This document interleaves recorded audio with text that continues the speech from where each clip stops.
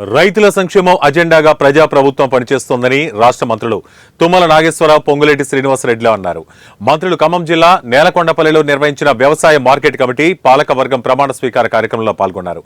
మంత్రుల సమక్షంలో నేలకొండపల్లి వ్యవసాయ మార్కెట్ కమిటీ అధ్యక్షుడిగా నియమించబడిన సీతారాములు, ఉపాధ్యక్షులుగా నియమితులైన సురేష్, ఇతర పాలకవర్గ సభ్యులు ప్రమాణ స్వీకారం చేశారు. గతం కంటే మెరుగ్గా రైతులు, పేదల సంక్షేమానికి ప్రజాప్రభుత్వంలో పాటుపడతామని అన్నారు. 2 లక్షల పైన ఉన్న రుణాలు ఉన్న రైతులకు షెడ్యూల్ ప్రకటించిన రుణమాఫీ పూర్తి చేస్తామని అన్నారు. రైతుల పంటలకు కూడా పంటల బీమా ప్రీమియం ప్రభుత్వమే చెల్లిస్తుందని మంత్రి తెలిపారు. రుణమాఫీ పథకం తర్వాత రైతు భరోసా పథకం అమలవుతుందని అన్నారు. పార్టీ అధ్యక్షులు దుర్గాప్రసాద్ గారు,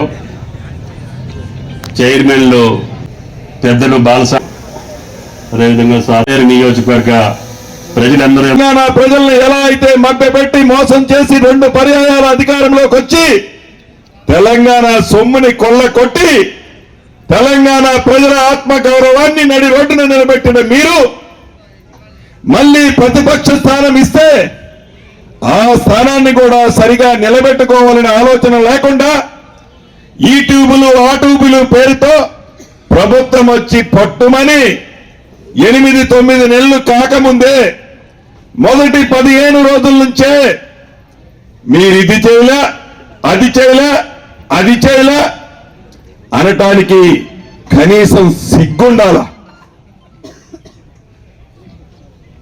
ఇప్పటికైనా స్వేచ్ఛగా తెలంగాణ ప్రజలు మమ్మల్ని ఆశీర్వదించారు, దీవించారు. మా ప్రభుత్వాన్ని ఇవ్వమని మాకు పూర్తి మ్యాండేటరీ ఇచ్చారు. మీకు ఓపిక లేకుండా